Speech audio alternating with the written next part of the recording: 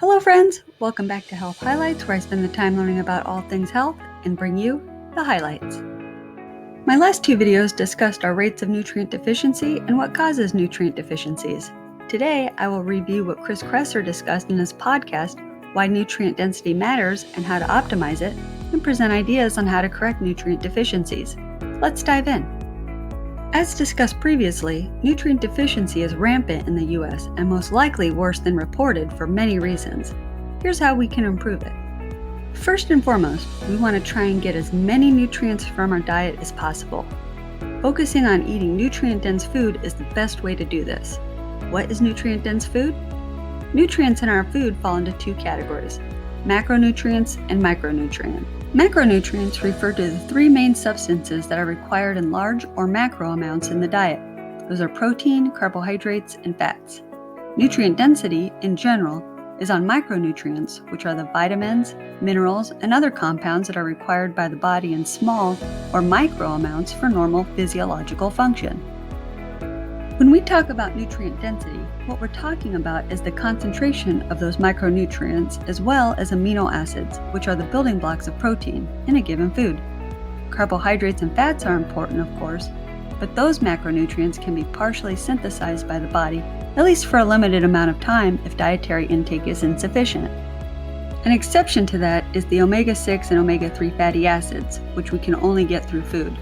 But it is possible to survive without carbohydrates and fat, whereas it is not possible to survive without essential amino acids and micronutrients. So that's what the term nutrient density refers to. Eating a diet high in nutrients is the best place to start. Nutrient-dense foods are real food, not highly processed food that so many Americans eat. Highly processed foods contain flour, sugar, and seed oils, and they're devoid of many nutrients. So switching your diet around to be mainly comprised of real whole food will automatically increase the nutrients you are getting. A good example of a whole foods diet would be one like an ancestral or paleo type diet that has organ meats, shellfish, meat, fish, fruits, vegetables, nuts, and seeds. Eat these nutrient-dense foods 80% of the time, and the 20% of the time you don't, you should be fine. Another idea to increase your nutrient uptake is to buy your food locally. Produce starts to lose nutrients as soon as it is picked, and the longer it takes to get shipped to your supermarket, the more nutrients that are lost. Try to go to the farmer's market to buy food, and if you can grow your own food, even better. Growing your own food allows you to control the composition of your soil. You can avoid chemicals that make it hard for the plants to take up nutrients from the soil and grow produce that is nutrient-rich. I've also heard of buying frozen produce, as it is frozen right after it is harvested, which keeps the nutrient density higher. Furthermore, eating organic and pasture-raised animal products, wild-caught fish, organic produce, and making sure to eat a large variety of different foods will help increase the nutrients your body gets. Chris did a podcast with Joe Robinson, who wrote a book titled Eating on the Wild Side, which discussed different ways you can increase nutrient availability. For example, how to store lettuce and other produce in the refrigerator to reduce the decline in nutrient availability. There are lots of tricks and tips to follow to increase the nutrients we consume. I'll include a link in the description bar to this book if you're interested in reviewing it. After using all of these tips, you still might find that you are deficient in some areas. Keep in mind that some nutrients are more bioavailable in animal products than plant products.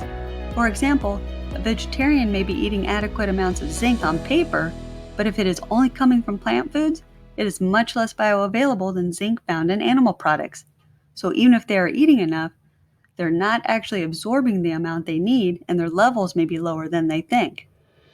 Remember, it is best to start with getting the most nutrients out of your diet because there is still a lot we don't understand about the complexity of nutrient synergy and how nutrients interact. Even if you are eating a nutrient-dense diet, you may still be deficient in some areas, so get your nutrient levels checked at your next physical.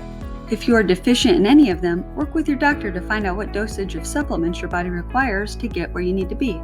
Also, keep in mind it may take some time to notice you are feeling better. Often it doesn't happen overnight, so stick with it and you should notice differences in the future. Thank you for coming along on our health journey together. Let me know in the comments what your favorite nutrient-dense foods are.